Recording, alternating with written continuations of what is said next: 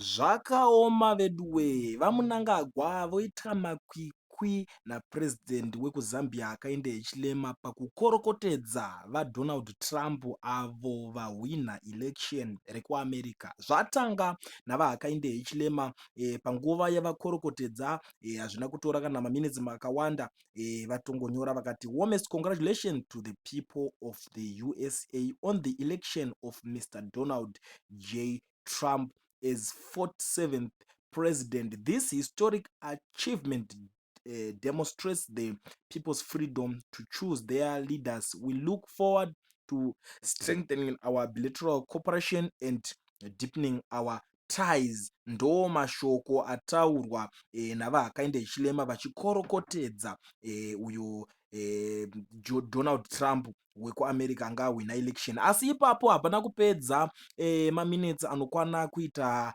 3 chaidzo chaidzo, hapana kupera 3 minutes chaidzo chaidzo, pabva patobudikira vaMnangagwa vava kutodedzerawo kuti congratulations to the president elect real Donald Trump on your election victory.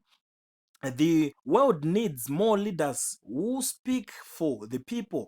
Zimbabwe stands ready to work with you and the American people to build a better, more prosperous and more peaceful world. Ndo mashoko abva abuda achitaurwa navaMnangagwa, asi tese tiri kuziva kuti zvinhu zvacho zvave kungovatorera kamaminitsi mashoma shoma kuti vakorokotedze purezidendi wekuAmerica. Zvatotora maminitsi chete chete vanga vatokorokotedza, asi kuti vakorokotedze weBotswana uyo purezidendi wemudhuze mudhuze sasadhaki chairman woka zvakavatorera almost 2 days kuti vazokwanisa kutenge vachibuditsa vachikorokotedza pamasocial media handles avo. Asi zvinhu izvozvo zvaita kuti vanhu vemuZimbabwe vasaire vaine zvakawanda zvekutaura pamusoro pechiitiko ichochichi, vachitaura kuti ko chairman wacho wesadaka uyu ave kuzvifambisawo sei, chii chaaakuita kana achidai so. Ndangoti ndidarikoone panapa ndichizivisana nemi guwa revarume, guwa rana baba. Handiziviwo kuti imimi makatarisawo nyaya iyi, hama dzadiwa,